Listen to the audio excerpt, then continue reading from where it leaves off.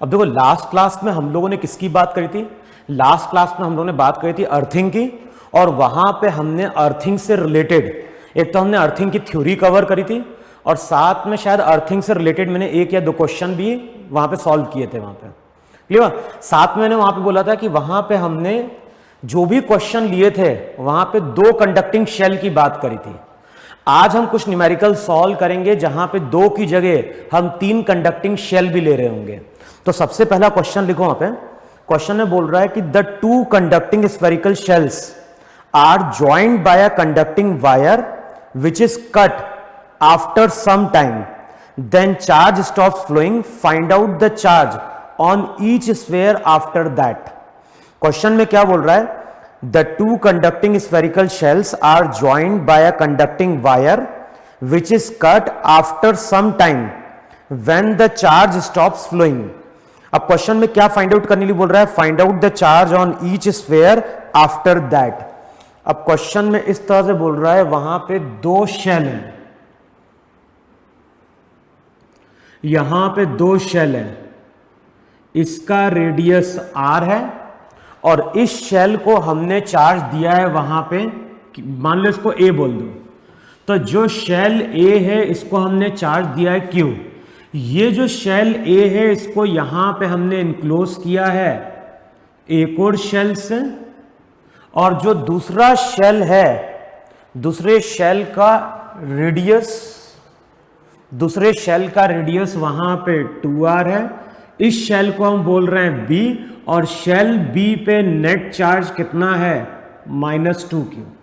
और वहां पे मैंने डिस्कस किया था नेट चार्ज का मतलब क्या होता है। नेट चार्ज का मतलब होता है दोनों सरफेस के चार्ज को ऐड करने पे मिलने वाला चार्ज। अगर मुझे यहां पे चार्ज को डिस्ट्रीब्यूट करना है तो गॉस थ्योरम यूज करो। इसके अंदर कोई चार्ज नहीं जाएगा, इसके बाहर q जाएगा। फिर इंडक्शन के कारण जब Gauss theorem Gaussian surface consider करोगे तो यहां पे अगर +q है तो यहां पे क्या होगा? -q होगा, और यहां पे अगर -q है तो इस पे भी कितना होगा? -q होगा। देखो यही कि नहीं वहां पे। अच्छा, इसमें करेक्शन करना, b वाले को चार्ज दिया है -3q, a को चार्ज दिया है q, b को चार्ज दिया है -3q, तो -3q होगा। तो चेक करो यही चार्ज का डिस्ट्रीब्यूशन है कि नहीं। वहां पे a पे जाएगा q, b के इनर पे आएगा -q, बाहर जाएगा -2q, दोनों के चार्ज को ऐड करोगे रिजल्ट कितना मिल गया? -3q। लेकिन नेट चार्ज की अगर बात करें तो नेट चार्ज यहां पे कितना होगा? दोनों सरफेस के चार्ज को ऐड कर दो तो नेट चार्ज तो वहां पे -3q होगा। तो अभी क्वेश्चन में चार्ज के डिस्ट्रीब्यूशन से हमें कोई मतलब नहीं है, अभी तो हम नेट चार्ज शो कर रहे हैं। इस पे नेट चार्ज q है, इस पे नेट चार्ज -3q है। अब क्वेश्चन में क्या बोल रहा है? कुछ टाइम बाद इन दोनों शेल को, अच्छा सबसे पहले जब मैंने इन दोनों शेल को वायर से कनेक्ट नहीं किया है तो बताओ उस टाइम पे पोटेंशियल कितना है? अगर मैं a की बात करूं तो इसका खुद के चार्ज के कारण पोटेंशियल होगा kq/r, और नेगेटिव चार्ज के कारण हो जाएगा -3kq/2r। जो सरफेस पे वही अंदर, देखो ये कि नहीं वहां पे। अच्छा, अगर मैं बात करूं कि b का पोटेंशियल कितना है वहां पे, तो b का पोटेंशियल उसके खुद के चार्ज के कारण -3kq/2r प्लस -3kq/2r प्लस इसके कारण कितना हो जाएगा? इसके कारण हो जाएगा kq/2r। देखो है कि नहीं वहां पे। तो ये तो हो गया शेल A और शेल B का वहां पे पोटेंशियल। देखो है कि नहीं है। अच्छा, किसका पोटेंशियल ज्यादा है? तो ये वाली टर्म तो दोनों में कॉमन है। जिसका R क्या होगा? जिसका R कम होगा उसका पोटेंशियल क्या होगा? ज्यादा होगा।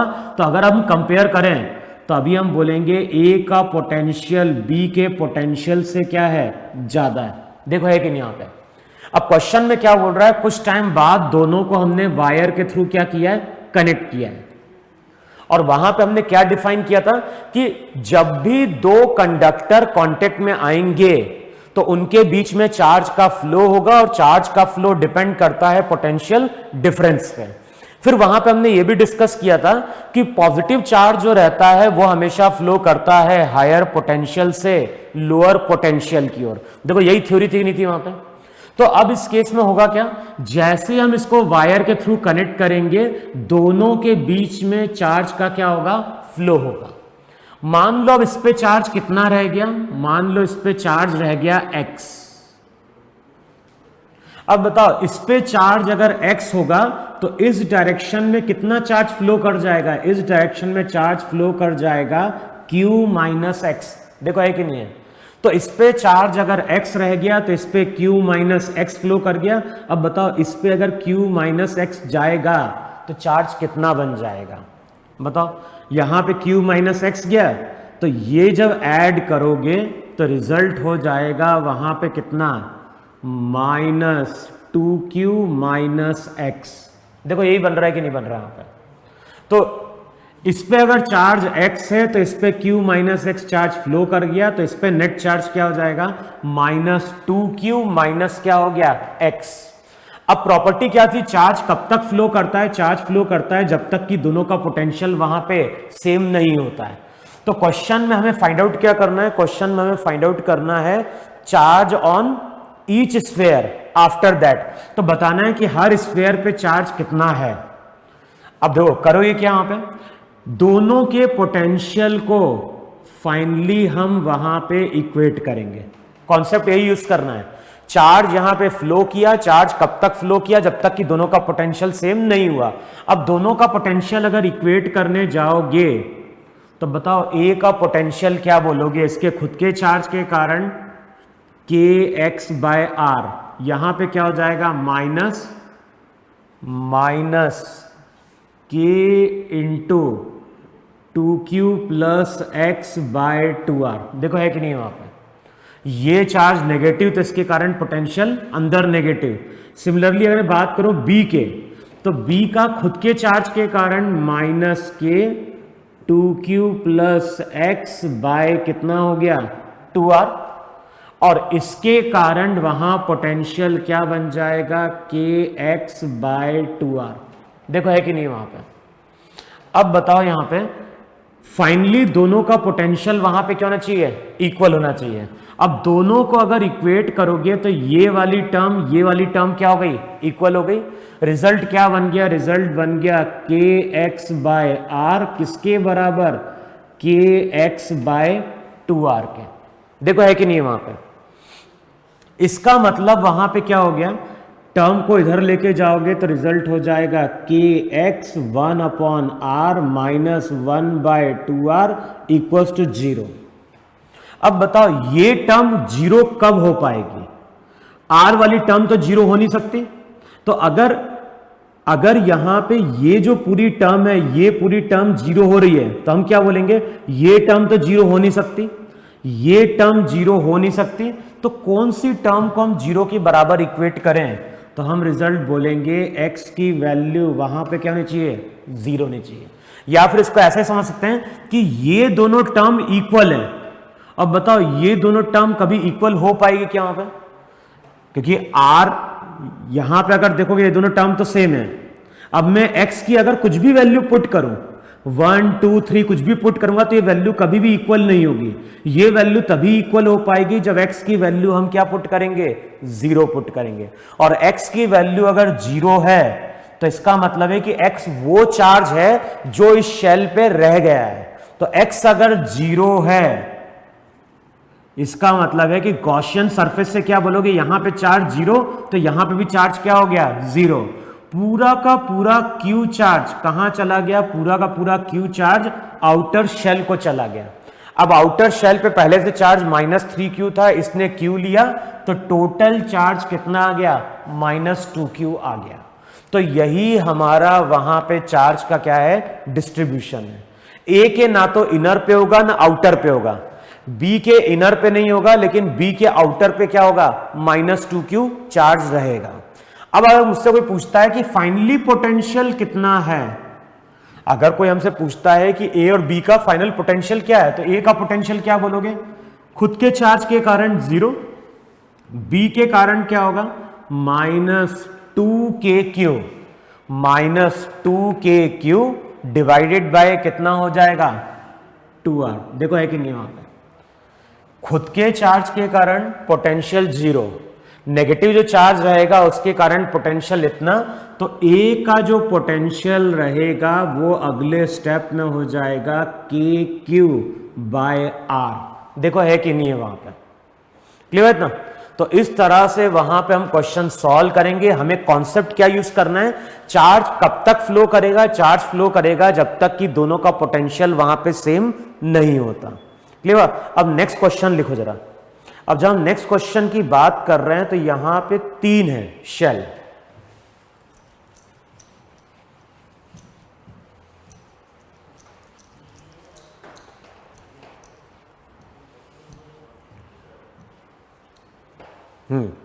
अब नेक्स्ट क्वेश्चन में क्या बोल रहा है, नेक्स्ट क्वेश्चन में बोल रहा है find charge on each spherical shell after joining the inner most shell and outer most shell by conducting wire. तो अब यहां पे क्या बोल रहा है, 3 शेल है हमारे पास। जो अंदर वाला शेल है उसका रेडियस r,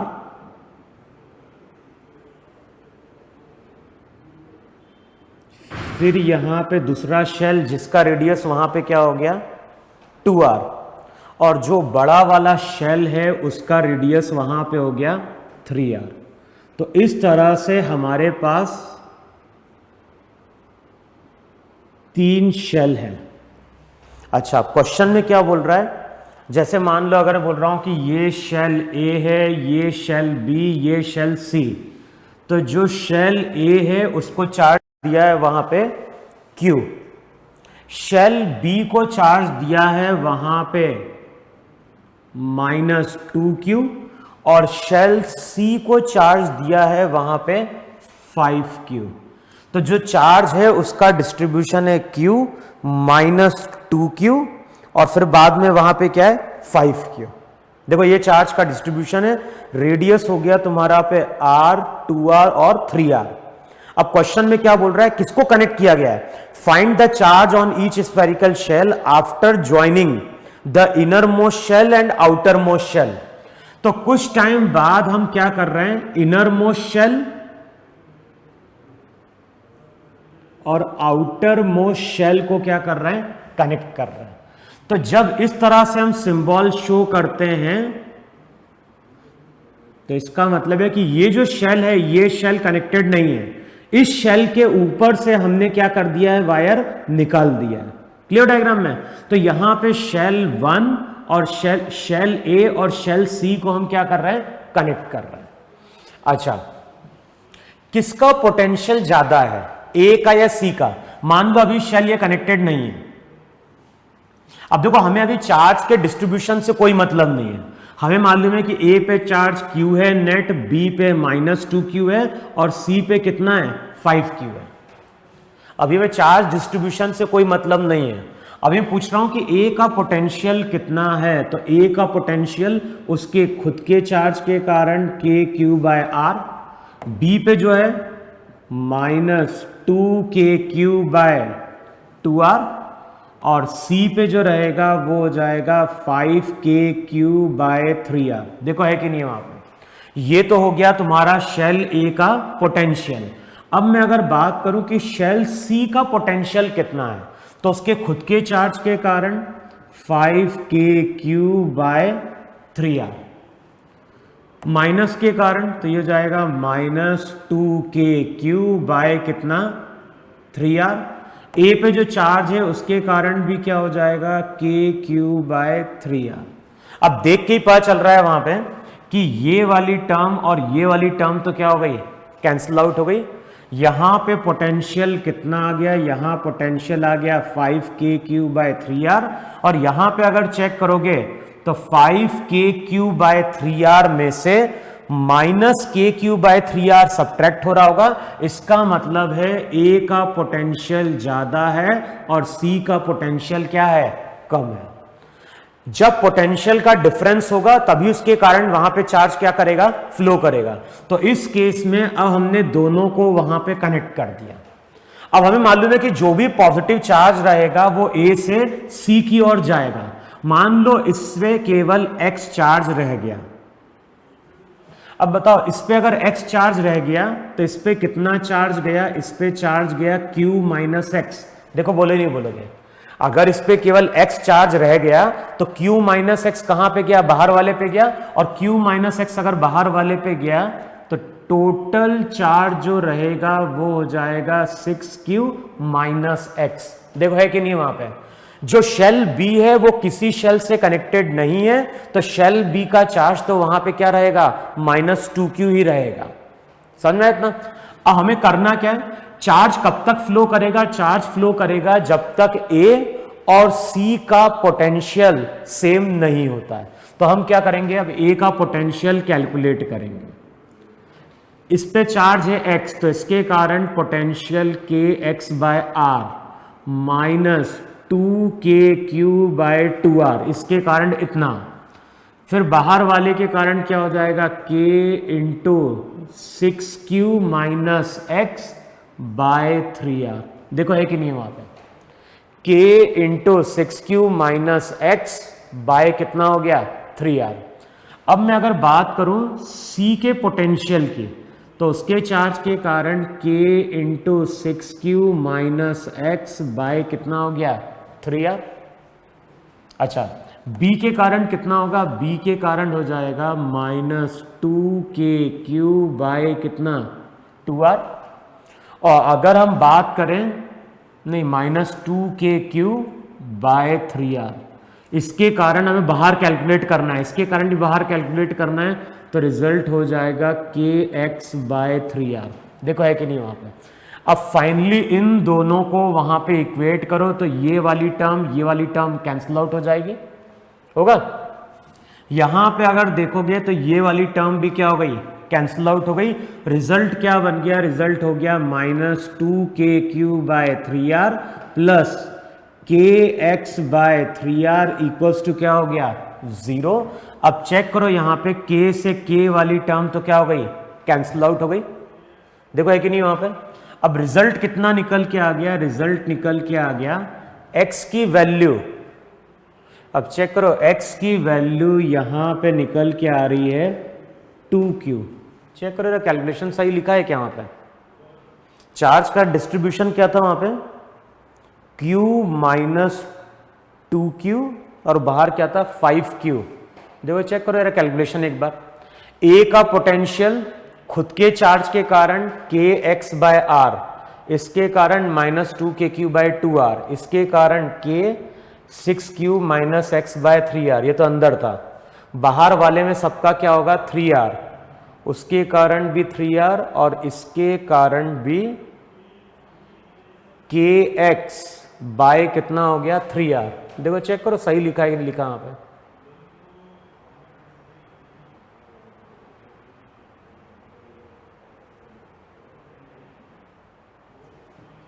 देखो चेक करो यार वैल्यू सही है क्या वहां पे? क्योंकि x की वैल्यू वहां पे कितनी आ रही है?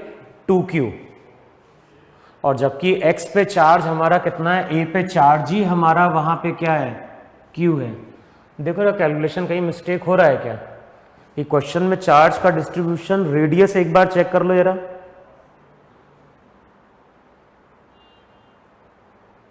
हमने कनेक्ट किसको किया था वहां पे? रिजल्ट तो सही बन रहा है वहां पे, एक बार चेक करो जरा। अच्छा हाँ ठीक है ठीक है ठीक है। देखो गलत कहाँ हो रहा है? टर्म कौन सी कैंसिल आउट होगी? एक मिनट चेक करो जरा। इक्वेशन तो सही है, लेकिन ये टर्म और ये टर्म केवल क्या होगी? कैंसिल आउट होगी। यहां पे तो x है और यहां पे q है, तो यहां पे क्या बचा है? यहां पे बचा kx बाय आर। चेक करो यार। फिर यहां पे क्या बचा है? यहां पे बचा -kq बाय आर। देखो सही लिखा ना? अब वहां पे किसके बराबर? ये हो जाएगा -2kq बाय 3r प्लस हो जाएगा kx बाय 3r। देखो है कि नहीं है? इससे पहले क्यों गलत आ रहा था? क्योंकि x की वैल्यू 2q हो ही नहीं सकती, ऑलरेडी इस पे चार्ज q है, तो यहां से 2q चार्ज तो बाहर नहीं जा सकता, तो वहां पे करेक्शन कर लेना, वो कैंसिल आउट नहीं होगा वहां पे। तो यहां पे केवल ये वाली टर्म कैंसिल आउट होगी, बचेगा क्या, k x by r minus k q by r minus 2k³ by 3r, किसके बराबर, के एक्स बाय 3r के।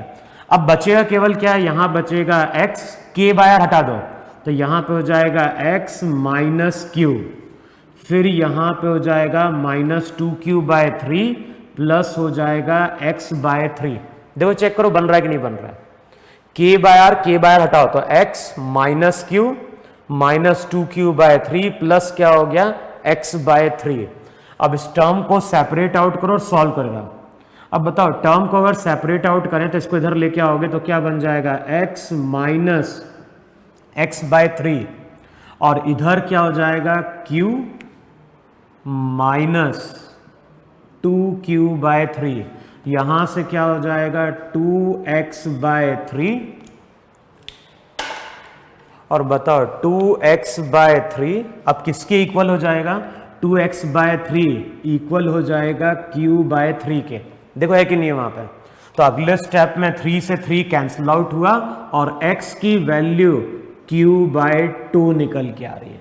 तो ये सही है क्योंकि यहां पे चार्ज q है तो q बाय 2 क्या कर सकता है, फ्लो कर सकता है। अब ध्यान ना, q बाय 2 अगर फ्लो कर गया तो इस पे बचा x की वैल्यू q बाय 2 है, टोटल चार्ज q था, q बाय 2 है, इसका मतलब q बाय 2 फ्लो कर गया और q बाय 2 अगर फ्लो कर गया तो बाहर वाले पे जो टोटल चार्ज कितना हो जाएगा, वो हो जाएगा 5q प्लस q बाय 2, तो ये हो जाएगा 11q बाय 2। देखो है कि नहीं वहां पे। और ध्यान है यहां पे मैंने अभी नेट चार्ज शो किया है, अगर मुझे चार्ज का डिस्ट्रीब्यूशन शो करना होगा तो यहाँ प्लस क्यू बाय 2, यहाँ पे माइनस क्यू बाय 2, यहाँ माइनस क्यू बाय 2, तो यहाँ पे क्या होगा माइनस 1.5 क्यू, फिर यहाँ पे प्लस 1.5 क्यू और रिमेनिंग चार्ज 4 क्यू कहाँ शो कर देंगे, आउटर पे शो कर देंगे। क्लियर। तो अभी हमें चार्ज के डिस्ट्रीब्यूशन से मतलब नहीं था, अभी हमें केवल बताना था वहां पे, अभी हमें केवल अच्छा होता ना, क्वेश्चन में क्या बोल रहा है, also find the charges on each surface. तो ठीक है, यहां से तो हमें मिल गया कि नेट चार्ज इतना आया। अब क्वेश्चन में बोल रहा है ईच सरफेस पे चार्ज कितना है, तो ईच सरफेस पे अगर चार्ज फाइंड आउट करना होगा तो अब हमें यहां पे गॉस थ्योरम यूज करनी पड़ेगी। अंदर कोई चार्ज नहीं है, बाहर अगर क्यू बाय 2 है तो गॉसियन सरफेस लोगे तो यहां माइनस क्यू बाय 2, यहां माइनस क्यू बाय 2, तो यहां पे क्या होना चाहिए, यहां पे होना चाहिए माइनस 1.5 क्यू, क्योंकि टोटल चार्ज माइनस 2 क्यू। अब यहां पे अगर माइनस 1.5 क्यू तो यहां पे क्या हो गया 1.5 क्यू प्लस में, और 1.5 क्यू प्लस में तो यहां पे क्या हो जाएगा 4 क्यू। देखो है कि नहीं होगा। तो यही तुम्हारा ईच सरफेस पे चार्ज का क्या रहा होगा, डिस्ट्रीब्यूशन रहा होगा। क्लियर। अब नेक्स्ट क्वेश्चन लिखो वहां पे जल्दी से। नेक्स्ट क्वेश्चन में क्या बोल रहा है, two conducting hollow spherical shell of radius r and 2r carry charges minus q and 3q respectively. How much charge will flow into the earth if inner shell is grounded?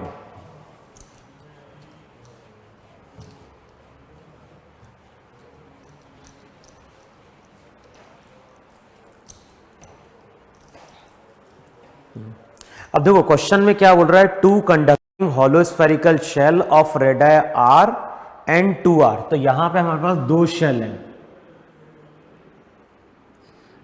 अंदर वाला जो shell है उसका radius r और जो बाहर वाला shell है उसका रेडियस कितना 2r। तो एक का रेडियस r है, दूसरे का रेडियस 2r है। जो अंदर वाला है उसको चार्ज दिया है माइनस क्यू और बाहर वाले को चार्ज कितना दिया है, बाहर वाले को चार्ज दिया है प्लस 3q। अब क्वेश्चन में क्या बोल रहा है, क्वेश्चन में बोल रहा है वहां पे how much charge will flow into the earth if inner shell is grounded. तो क्वेश्चन में पूछ रहा है कि अगर इनर शेल को हम अर्थ कर रहे हैं, ऐसे है, तो इनर शेल को हम अर्थ करने जा रहे हैं, तो बताना है कि अगर इनर शेल को हम अर्थ कर रहे हैं तो how much charge will flow into the अर्थ। तो बताना है अर्थ में कितना चार्ज फ्लो किया। तो पहले इस शेल का पोटेंशियल कैलकुलेट कर लो जरा, इसको बोल दो A, इसको बोल दो B। अब एक ही बात करेंगे तो इसके खुद के चार्ज के कारण पोटेंशियल हो जाएगा -kq/r। बाहर वाले के कारण अगर देखोगे तो पोटेंशियल हो जाएगा 3kq/2r। देखो है कि नहीं वहां पे, इसके कारण -kq/r, इसके कारण 3kq/2r। तो बताओ ए का जो पोटेंशियल रहेगा वो कितना हो जाएगा, वो हो जाएगा वहां पे kq, देखो चेक करो कितना हो जाएगा kq/2r। देखो है कि नहीं वहां पे। इसका मतलब है कि जो ए है, ए हमारा हायर पोटेंशियल पे है, और ग्राउंड का मतलब क्या था, तो लास्ट क्लास में लिखवाया था अर्थ का पोटेंशियल वहां पे क्या होता है, 0 होता है। तो अभी तो की हमारी यहां पे क्या है, ओपन है। अब जैसे हम की को क्लोज करेंगे तो हमें मालूम है कि हायर पोटेंशियल से लोअर पोटेंशियल पॉजिटिव चार्ज क्या करता है, फ्लो करता है। तो जो हमारा आंसर आएगा वो आंसर वहां पे क्या होगा, पॉजिटिव चार्ज का होगा। तो अगर कोई पूछता है कौन सा चार्ज फ्लो करेगा अर्थ की ओर, तो पॉजिटिव चार्ज अर्थ की ओर फ्लो करेगा। अर्थ की ओर अगर पॉजिटिव चार्ज फ्लो कर रहा है, इसका मतलब है कि इसके ऑपोजिट इलेक्ट्रॉन अर्थ से कहां पे आया होगा, इस कंडक्टिंग बॉडी के ऊपर आया होगा। कब तक आएगा, ये आएगा जब तक दोनों का पोटेंशियल वहां पे क्या होता है, सेम नहीं होता है। अच्छा अब ये बताओ मुझे, मैंने बोला कि पॉजिटिव चार्ज बाहर आ रहा है, तो पॉजिटिव चार्ज अगर बाहर आएगा इसका मतलब क्या है, अगर कोई बॉडी है, किसी बॉडी पे पहले से ही चार्ज क्या है, नेगेटिव है। नेगेटिव चार्ज का मतलब है कि इसको इलेक्ट्रॉन हमने दिए थे, तभी तो नेगेटिव चार्ज आया है। अब पॉजिटिव चार्ज बाहर जा रहा है, पॉजिटिव चार्ज बाहर जा रहा है, इसका मतलब है इसके ऑपोजिट इलेक्ट्रॉन क्या कर रहा है, फ्लो कर रहा है। समझ में, ये जो शेल है, इस शेल पे पहले से ही चार्ज नेगेटिव है। अब पॉजिटिव चार्ज फ्लो करेगा अर्थ की ओर, तो अर्थ से शेल की ओर नेगेटिव चार्ज जाएगा, और नेगेटिव चार्ज जाएगा तो ये नेगेटिव चार्ज के साथ और ऐड हो जाएगा। तो जो फाइनली आंसर आएगा उसमें इसका चार्ज क्या होगा, -q से भी ज्यादा होगा। अब कैसे कैलकुलेट करें, तो मान लो इस पे फाइनली चार्ज कितना रह गया, -x रह गया, ये फाइनल चार्ज है। अब कैसे कैलकुलेट करेंगे, अब मैं अगर ए का पोटेंशियल कैलकुलेट करूं तो उसके खुद के चार्ज के कारण -kx/r, बाहर वाले के कारण कितना पोटेंशियल बनेगा, तो ये बनेगा 3kq/2r। इसको हमने अर्थ किया है तो इसका पोटेंशियल वहां पे 0, तो x की वैल्यू कितनी आ गई, x की वैल्यू आ गई वहां पे 3q/2। देखो चेक करो आ रहा है कि नहीं आ रहा है। जब इस इक्वेशन को सॉल्व करोगे तो x की वैल्यू 3q/2, और ध्यान ना साइन हम पहले से असाइन कर चुके हैं, तो यहां पे वैल्यू पुट कर दोगे तो यहां पे चार्ज हो गया -3q/2। अब बताओ पहले से चार्ज कितना था, पहले से चार्ज इस पे -q था, फर्दर चार्ज कितना आया, -q/2 और आया, तो ये चार्ज ऐड होके कितना बन गया, -3q/2 बन गया। तो -q/2 अगर अर्थ से शेल में आया है तो शेल से अर्थ की ओर +q/2 चार्ज क्या होगा, बाहर आया होगा। ये चीज ध्यान रखना है। कौन सी चीज फ्लो करती है, फ्लो करती है इलेक्ट्रॉन। तो हमारा कन्वेंशन क्या है, हमारा कन्वेंशन है कि जिस डायरेक्शन में इलेक्ट्रॉन चलेगा उसके ऑपोजिट हम कौन से चार्ज का मूवमेंट मानते हैं, उसके ऑपोजिट हम मानते हैं पॉजिटिव चार्ज का मूवमेंट। क्लियर है इतना। एक क्वेश्चन और लिखो वहां पे नेक्स्ट।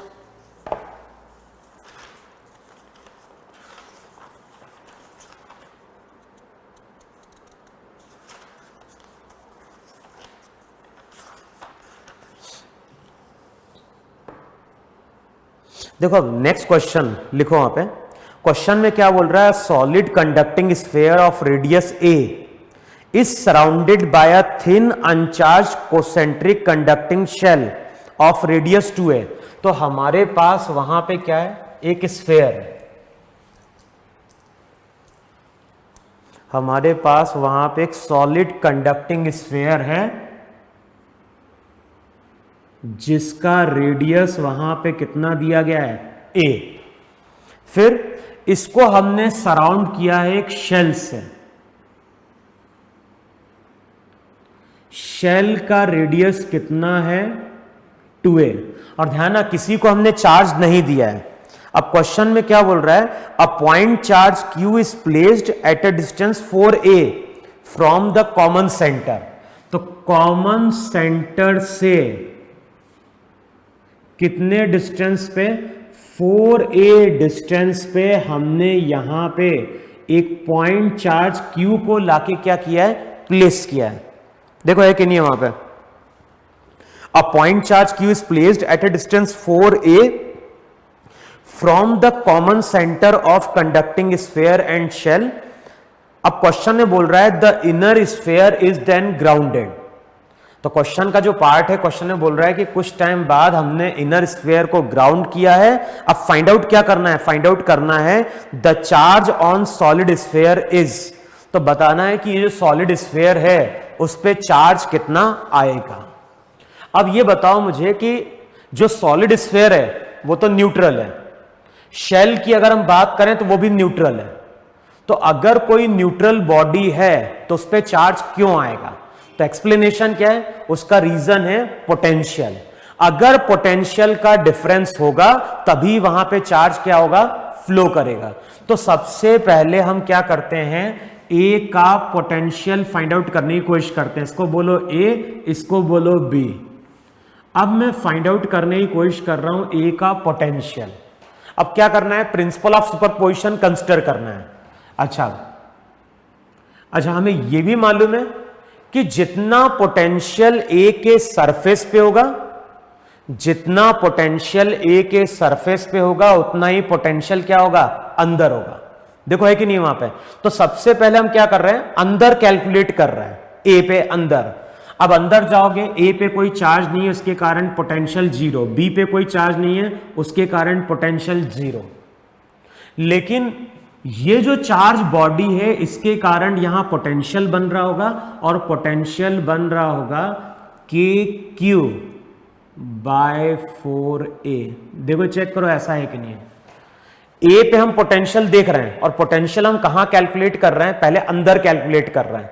तो ए के कारण पोटेंशियल 0, बी के कारण 0, लेकिन इसके कारण पोटेंशियल कितना बन गया, KQ बाय 4a बन गया। और ध्यान है ये पोटेंशियल कहां बना है, ये पोटेंशियल बना है शेल ए के अंदर। अब प्रॉपर्टी यूज करो, जो शेल के अंदर पोटेंशियल होता है वही पोटेंशियल उसके कहां होता है, सरफेस पे होता है। तो सरफेस पे अगर देखोगे तो अभी पोटेंशियल हो गया है KQ बाय 4a और ये पॉजिटिव है, तो ये पोटेंशियल मेरा क्या है, हायर है।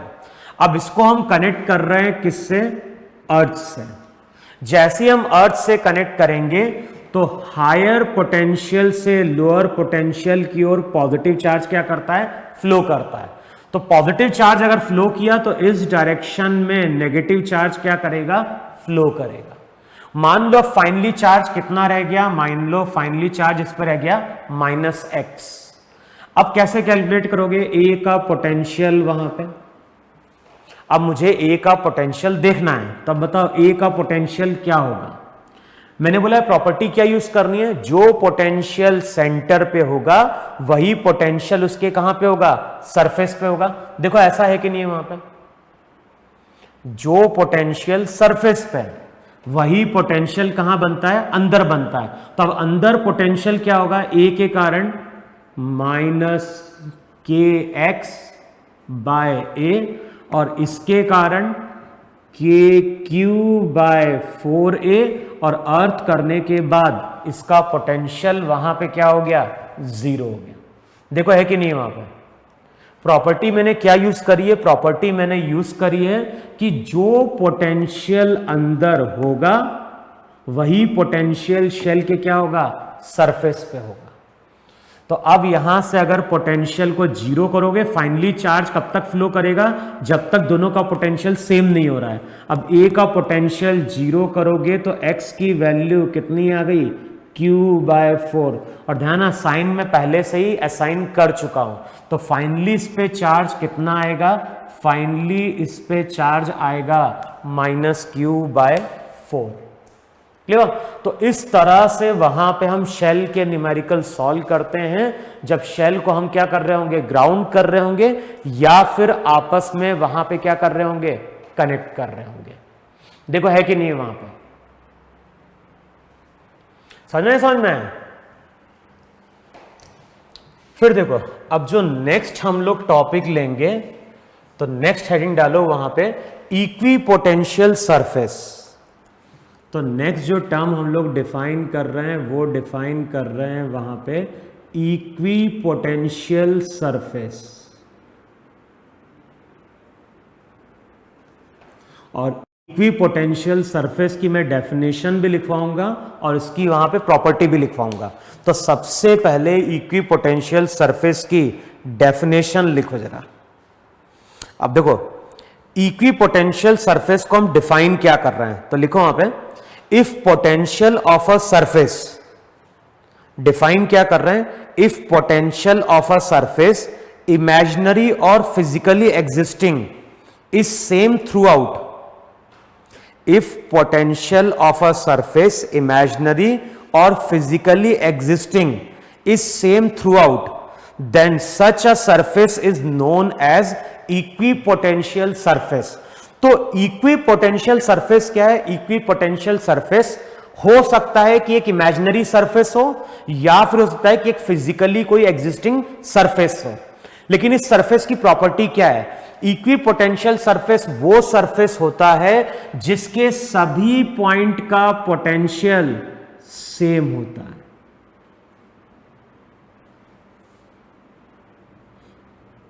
तो अगर मैंने कभी तुमसे बोला है कि कोई कंडक्टर मेरा इक्विपोटेंशियल है, तो इसका मतलब है कि उसके हर पॉइंट का पोटेंशियल वहां पे क्या रहेगा, सेम रहेगा।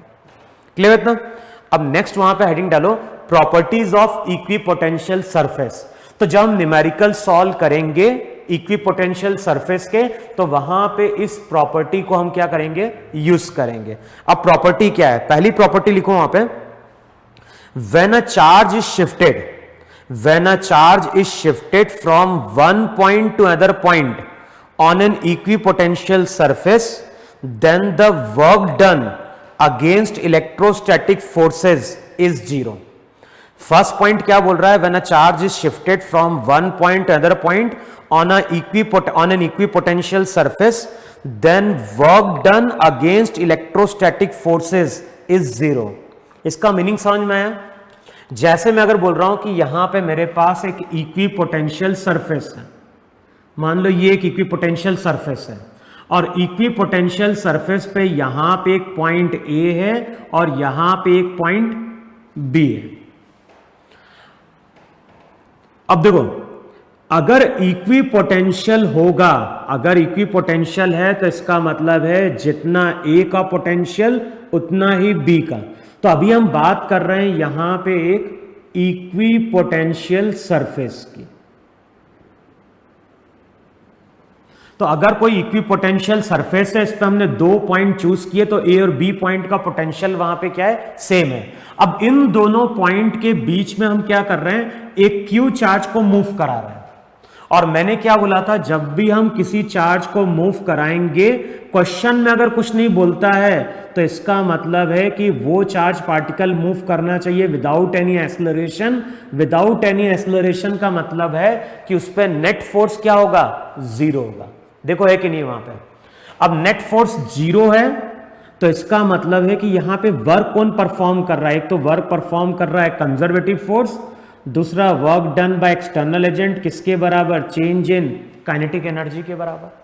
तो इस केस में हम लोग जितना भी वर्क परफॉर्म करेंगे वो किसके बराबर होगा, work done by the conservative force के बराबर होगा।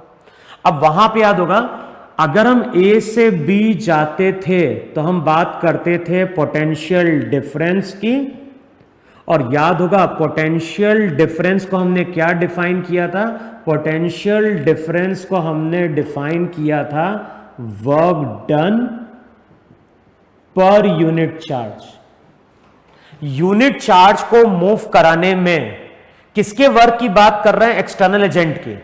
तो यूनिट चार्ज को मूव कराने में एक्सटर्नल एजेंट जो वर्क परफॉर्म करता है वही इन दोनों पॉइंट के बीच का क्या होता है, पोटेंशियल डिफरेंस होता है। अब इस केस में पोटेंशियल डिफरेंस कितना है, पोटेंशियल डिफरेंस जीरो है। पोटेंशियल डिफरेंस जीरो है, इसका मतलब क्या हुआ कि यूनिट चार्ज को लाने में अगर जीरो वर्क हो रहा है तो क्यू चार्ज को लाने में फॉर्मूला क्या था, तो चेक करो फॉर्मूला यही लिखवाया था कि नहीं लिखवाया था वहां पे। पोटेंशियल डिफरेंस का मतलब होता है 1 कूलम चार्ज को लाने में किया गया वर्क। तो 1 कूलम चार्ज को लाने में अगर वर्क होता है V, मान लो इसको हम V बोल रहे हैं, तो पोटेंशियल डिफरेंस का मतलब है 1 कूलम चार्ज को लाने में किया गया वर्क। तो 1 कूलम चार्ज को लाने में अगर V वर्क होता है तो Q चार्ज को लाने में Q इंटू V वर्क होगा, और V वहां पे क्या है, जीरो है, तो work done by the external agent क्या होगा, जीरो होगा। तो फर्स्ट पॉइंट यही है, जब भी हम इक्वी पोटेंशियल सरफेस पे किसी भी चार्ज बॉडी को मूव कराएंगे तो उस केस में work done by the external agent क्या होगा, Q इंटू V होगा, और उसकी वैल्यू वहां पे जीरो होगी। Work done by the external agent zero है तो work done by the electric field भी क्या होगा, जीरो होगा वहां पे। देखो है कि नहीं वहां पे। तो फर्स्ट प्रॉपर्टी ये ध्यान रखनी है कि जब भी हम इक्वी पोटेंशियल सरफेस पे मूव करेंगे वर्क डन हमेशा मेरा जीरो होगा। क्लियर है इतना। अब नेक्स्ट पॉइंट लो, वहां पे नेक्स्ट पॉइंट में क्या बोल रहा है, नेक्स्ट पॉइंट में बोल रहा है वहां पे electric field is always perpendicular to equipotential surface. जब भी हम इलेक्ट्रिक फील्ड ड्रॉ करेंगे, और ये सबसे इंपॉर्टेंट प्रॉपर्टी है, electric field is always perpendicular to equipotential surface. तो इक्विपोटेंशियल सरफेस पे इलेक्ट्रिक फील्ड कैसी होगी, परपेंडिकुलर होगी। और थर्ड जो प्रॉपर्टी है वो यहां पे क्या है, two equipotential surfaces do not cross each other. जो दो इक्विपोटेंशियल सरफेस हैं वो कभी भी एक दूसरे को क्रॉस नहीं करेंगे। क्यों नहीं क्रॉस करेंगे, क्योंकि अगर ये क्रॉस कर गए, एक इक्विपोटेंशियल सरफेस ये है, दूसरा इक्विपोटेंशियल सरफेस ये है, अब क्या होगा, हमें मालूम है कि इलेक्ट्रिक फील्ड इक्विपोटेंशियल सरफेस से परपेंडिकुलर है, तो हो एक परपेंडिकुलर तुम्हारा कुछ ऐसा आ जाएगा वहां पे, और दूसरे का अगर देखोगे तो दूसरे का परपेंडिकुलर कुछ ऐसा आ जाएगा। देखो है कि नहीं, इसी पॉइंट पे अगर इक्विपोटेंशियल सरफेस किसी पॉइंट पे अगर कट करते हैं तो इलेक्ट्रिक फील्ड हमेशा सरफेस से परपेंडिकुलर होती है। तो एक इलेक्ट्रिक फील्ड ऐसे आ सकती है, दूसरी इलेक्ट्रिक फील्ड ऐसे आ सकती है, और किसी पर्टिकुलर पॉइंट पे इलेक्ट्रिक फील्ड के बताओ दो डिफरेंट डायरेक्शन पॉसिबल हैं क्या। तो हम लोग इसलिए बोलते हैं कि जब भी हम इक्विपोटेंशियल सरफेस ड्रॉ करेंगे, इक्विपोटेंशियल सरफेस कभी भी वहां पे इंटरसेक्ट नहीं करेंगे। क्लियर। अब इन्हीं प्रॉपर्टी को यूज करना है और हमें इक्विपोटेंशियल सरफेस क्या करना है, ड्रॉ करना है। सबसे पहले जो हम इक्विपोटेंशियल सरफेस ड्रॉ कर रहे हैं वो ड्रॉ कर रहे हैं ड्यू टू पॉइंट चार्ज। और पॉइंट चार्ज भी कैसा है, ये पॉइंट चार्ज मेरा आइसोलेटेड है। अब बताओ अगर हमारे पास कोई पॉइंट चार्ज है और ये पॉइंट चार्ज आइसोलेटेड है, तो वहां पे याद होगा इस चार्ज की जो भी लाइंस ऑफ फोर्स होती है वो रेडियली आउटवर्ड होती है, और ये होती है पूरे स्पेस में। देखो है कि नहीं, अगर हमारे पास कोई आइसोलेटेड पॉजिटिव चार्ज है तो उसकी लाइंस ऑफ फोर्स रेडियली क्या होगी, आउटवर्ड होगी। अब बताओ इसका डायरेक्शन अगर रेडियली आउटवर्ड है, रेडियली का मतलब है नॉर्मल के अलोंग है, तो इसका मतलब है कि यहां पे जो इक्विपोटेंशियल सरफेस होगा वो स्फेरिकल होना चाहिए। यहां पे अगर पूछ रहा हूं कि इक्विपोटेंशियल का शेप कैसा है, तो इसका शेप वहां पे स्फेरिकल होना चाहिए। स्फेयर की प्रॉपर्टी क्या है, स्फेयर पे अगर हम कोई भी लाइन ड्रॉ करेंगे नॉर्मली तो वो सरफेस को कैसी कट कर रही होगी, परपेंडिकुलरली कट कर रही होगी। देखो है कि नहीं। सेकंड केस में हमें लाइंस ऑफ फोर्स, या सेकंड केस में लिखो ड्यू टू लाइन चार्ज। अब हम लोग बात कर रहे हैं किसकी, लाइन चार्ज की। जब लाइन चार्ज की हम बात करते थे और ये लाइन चार्ज इनफाइनाइट लॉन्ग है। अब याद करो जब इनफाइनाइट चार्ज था तो उसकी लाइंस ऑफ फोर्स हमने ऐसे शो करी थी प्लेन में, परपेंडिकुलर टू द सरफेस, और पॉजिटिव चार्ज से बाहर की ओर निकलेगी। लेकिन मैंने क्या लिखवाया था, जो ऑब्जर्वर सामने से देख रहा है, बताओ उसको लाइंस कैसी दिखाई देगी। ये तो तुम्हारा इस तरह का पॉजिटिव चार्ज है। अब लाइंस ऑफ फोर्स जो रहेगी वो ऐसी भी जाएगी, लाइंस ऑफ फोर्स ऐसी भी जाएगी, ऐसी भी जाएगी, लाइंस ऑफ फोर्स तुम्हारी क्या होगी, ऐसी भी जा रही होगी। देखो है कि नहीं है वहां पे। तो अगर हम बात करें यहां पे, तो मैंने क्या लिखवाया था, जो ऑब्जर्वर इधर से देख रहा है उसको लाइंस ऑफ फोर्स ऐसी दिखाई देंगी, और ये लाइंस किस में दिखाई दे रही होगी, ये दिखाई दे रही होगी, अगर मान लो ये एक्स एक्सिस है तो ये जो डायग्राम रहेगा, ये डायग्राम किस में रहेगा, ये डायग्राम रहा होगा वाई जेड प्लेन में। चेक करो ऐसा है कि नहीं। इस डायरेक्शन में अगर लाइंस ऑफ फोर्स है तो वाई जेड प्लेन में इस तरह से लाइंस ऑफ फोर्स दिखाई देगी। अगर एक्स एक्सिस के अलोंग कोई लाइन चार्ज को लाके प्लेस किया है तो वाई जेड प्लेन में ऐसी लाइंस ऑफ फोर्स होगी। तो इस डायग्राम में इस तरह से लाइन चार्ज को लाके प्लेस किया गया, इस तरह से लाइन चार्ज होगा और इस तरह से लाइंस ऑफ फोर्स निकल रही होगी। अब जो हमें सरफेस कंसिडर करना पड़ेगा वो कंसिडर करना पड़ेगा यहां पे सिलेंड्रिकल। बताओ अगर मैं यहां पे सिलेंड्रिकल सरफेस लूंगा तो इसका क्रॉस सेक्शन ऐसा बनेगा कि नहीं बनेगा। अब जो भी लाइंस रहेगी वो सरफेस को कैसी कट कर रही है, वो सरफेस को वहां पे नॉर्मली कट कर रही है वहां पे। देखो है कि नहीं है वहां पे। तो अगर हम लाइन चार्ज की बात करेंगे तो इक्वी पोटेंशियल सरफेस वहां पे सिलेंड्रिकल होगा। तो ये चीज ध्यान रखनी है। पॉइंट चार्ज होगा, पॉइंट चार्ज होगा तो लाइंस ऑफ पॉइंट चार्ज होगा तो सरफेस मेरा स्फेरिकल होगा, लाइन चार्ज होगा तो वहां पे सिलेंड्रिकल होगा। लेकिन मैं अगर बात कर रहा हूं यहां पे एक इनफाइनाइट लॉन्ग शीट की, और वो भी कंडक्टिंग शीट है, तो हमारी इस तरह से यहां पे इनफाइनाइट लॉन्ग कंडक्टिंग शीट है। और वहां पे याद होगा अगर इस तरह से इनफाइनाइट लॉन्ग कंडक्टिंग शीट है तो जो भी लाइंस ऑफ फोर्स होती है वो कंडक्टर पे परपेंडिकुलर होती है और साथ में पैरेलल होती है। देखो ऐसी हमारी लाइंस ऑफ फोर्स है कि नहीं है।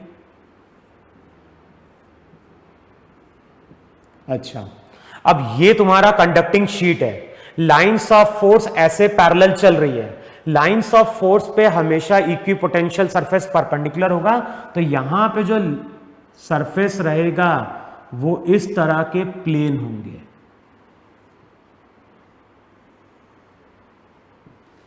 तो अगर वहां पे हमारे पास एक कंडक्टिंग शीट है तो उसकी जो इक्वी पोटेंशियल सरफेस रहेंगे वो इक्वी पोटेंशियल सरफेस हमारे क्या रहेंगे, प्लेन रहेंगे, पैरेलल टू द क्या होंगे, प्लेट होंगे। क्लियर है ना। तो यही प्रॉपर्टी है जो हम न्यूमेरिकल सॉल्व करते वक्त यूज करते हैं। अब मैं यहां पे क्वेश्चन लिखवा रहा हूं जिसमें हम इन प्रॉपर्टी को क्या करेंगे, यूज करेंगे वहां पे।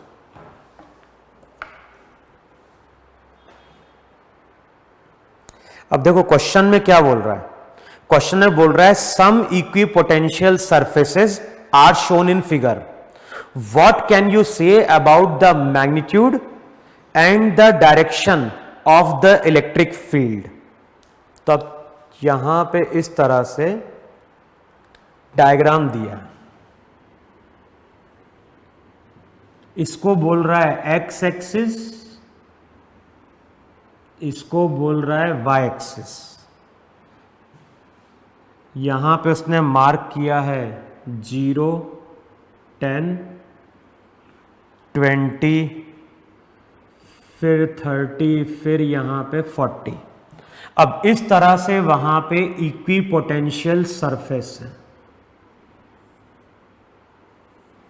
ये जो भी इक्वी पोटेंशियल सरफेस हैं वो सभी हमारे क्या हैं, पैरेलल हैं, और इनकी वैल्यू दी हुई है। इसकी value 10 volt, 20 volt, 30 volt, 40 volt. तो इस तरह से यहां पे इक्वी पोटेंशियल सरफेस है। ये डिस्टेंस हमारा सेंटीमीटर में दिया है और जो भी प्लेन है वो कितने एंगल पे है, वो है एट एन एंगल 30 डिग्री। अब क्वेश्चन में क्या बोल रहा है, what can you say about the magnitude and the direction of electric field. तो बताना है मैग्नीट्यूड एंड डायरेक्शन के बारे में हम क्या बोल सकते हैं। तो अब बताओ प्रॉपर्टी हमें क्या मालूम है। पहली प्रॉपर्टी हमें मालूम है कि जब भी हम इलेक्ट्रिक फील्ड की बात करेंगे, इलेक्ट्रिक फील्ड हमेशा परपेंडिकुलर होगी किस पे, इक्वी पोटेंशियल सरफेस पे।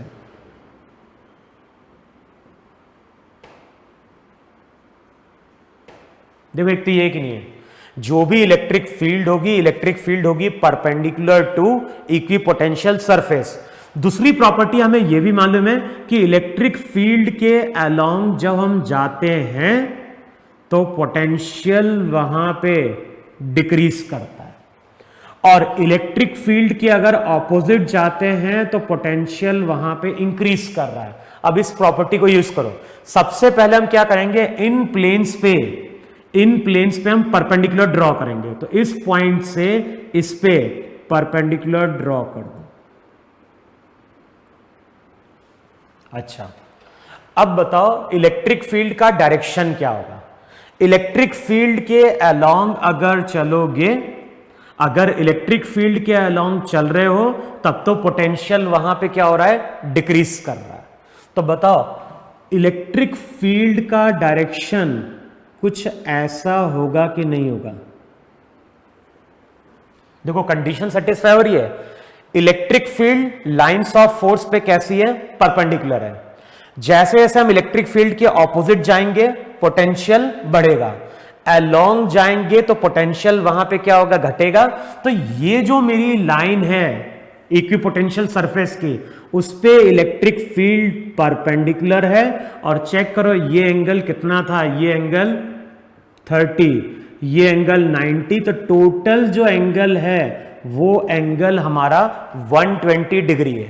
तो अब तुम क्या बोलोगे, तुम बोलोगे जो भी इलेक्ट्रिक फील्ड है वो है at an angle 120 degree with x axis.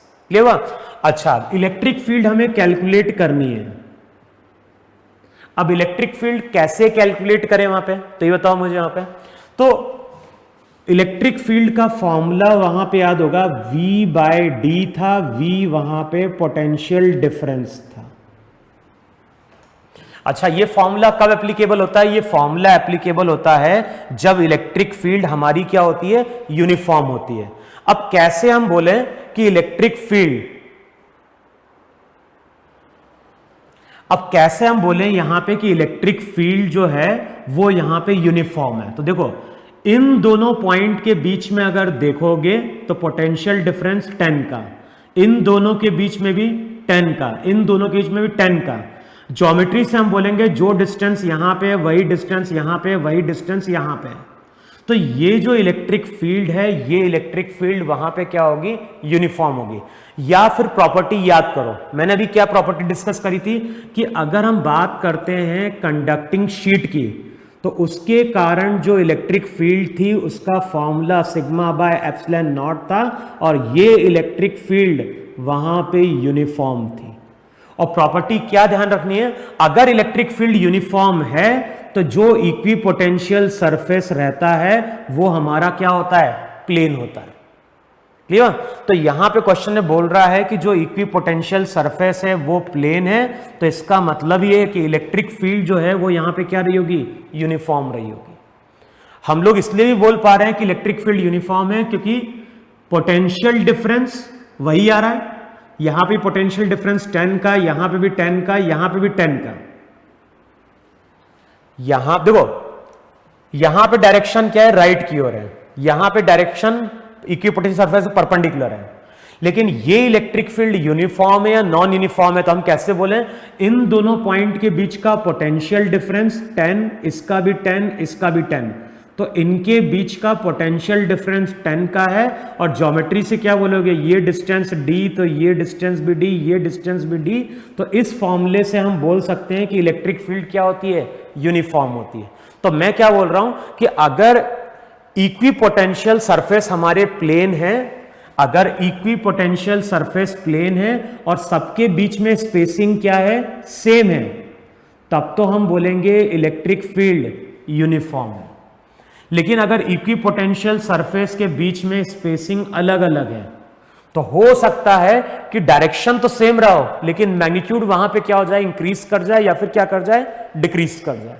अभी इस डायग्राम में क्या हो रहा है, पोटेंशियल जो है सरफेस प्लेन है और साथ में सबके बीच का डिस्टेंस सेम है, तो इसलिए इलेक्ट्रिक फील्ड मेरी यहां पे यूनिफॉर्म है।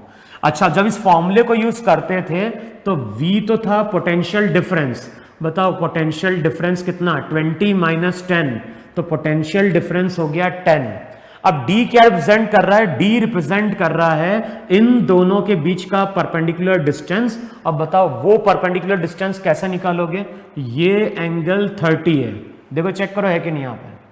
अब क्या बोलोगे वहां पे, साइन 30, बताओ क्या लिखोगे, साइन 30 लिखोगे परपेंडिकुलर, है ना, साइन थीटा हो गया परपेंडिकुलर अपॉन हाइपोटेनियस, और हाइपोटेनियस का मतलब 10 सेंटीमीटर, मीटर में कितना आ गया 0.1, देखो चेक करो ये है कि नहीं है। ये जो डिस्टेंस है 10 सेंटीमीटर का चल रहा है, तो साइन थीटा हो गया परपेंडिकुलर अपॉन बेस। तो पहले हम क्या कैलकुलेट कर लें, डी, और डी की वैल्यू कितनी हो जाएगी, डी की वैल्यू हो जाएगी वहां पे 0.1 डिवाइडेड बाय 2, देखो यही डी की वैल्यू है कि नहीं वहां पर। या फिर हम क्या बोल सकते थे, 10 ही पुट करते तो डी की वैल्यू वहां पे 5 सेंटीमीटर थी, देखो एक नहीं है, मीटर में जाओगे तो ये वैल्यू हो जाएगी वहां पे 0.05 मीटर, देखो है कि नहीं वहां पे। अब क्या करना है, E इक्वल्स टू हो गया 10/d, d की वैल्यू 0.12, तो रिजल्ट यहां पे हो जाएगा 200 न्यूटन पर कूलम। देखो चेक करो यही इलेक्ट्रिक फील्ड है कि नहीं है। तो यहां मैंने प्रॉपर्टी क्या यूज करी, यहां मैंने प्रॉपर्टी यूज करी है कि इलेक्ट्रिक फील्ड हमेशा सरफेस पे क्या होगी, परपेंडिकुलर होगी। इलेक्ट्रिक फील्ड के ऑपोजिट जाओगे पोटेंशियल बढ़ेगा। अगर हमारे पास नंबर ऑफ सरफेस हैं, सभी सरफेस प्लेन हैं और सबके बीच का डिस्टेंस इक्वल है, तो हम बोलेंगे इलेक्ट्रिक फील्ड मेरी क्या है, यूनिफॉर्म है। डिस्टेंस अगर क्या है, सेम नहीं है, तो हो सकता है डायरेक्शन सेम हो लेकिन मैग्नीट्यूड वहां पे क्या हो रहा है, चेंज हो रहा हो। तो ये प्रॉपर्टी हमें यूज करी है, तब जाके हमने इस न्यूमेरिकल को क्या किया है, सॉल्व किया है। अब वहां पे अगर मॉड्यूल में देखोगे तो मॉड्यूल में एक्सरसाइज 1 और एक्सरसाइज 2 में कुछ क्वेश्चन दिए हैं जहां पे इस इक्वी पोटेंशियल सरफेस की प्रॉपर्टी को क्या करना है, यूज करना है। क्लियर है इतना? तो अभी तो मैं यहीं पे खत्म कर रहा हूं लेक्चर। अगली क्लास में हो सकता है मैं 1-2 क्वेश्चन और डिस्कस करूंगा इक्वी पोटेंशियल सरफेस के, और साथ में हम बात करेंगे किसकी, पोटेंशियल एनर्जी की, क्योंकि अभी तक हमने पोटेंशियल एनर्जी कैलकुलेट करना नहीं सीखा है। कि जैसे ही पोटेंशियल एनर्जी का कॉन्सेप्ट आएगा तो फिर हम एनर्जी से रिलेटेड न्यूमेरिकल भी क्या करेंगे, सॉल्व करेंगे मॉड्यूल के। तो अभी तुम्हें करना क्या है, इक्वी पोटेंशियल सरफेस को रिवाइज कर लो और जो न्यूमेरिकल है मॉड्यूल के उसको वहां पे क्या कर लो, सॉल्व कर लो। क्लियर है इतना? तो इतना नोट डाउन कर लो तुम लोग।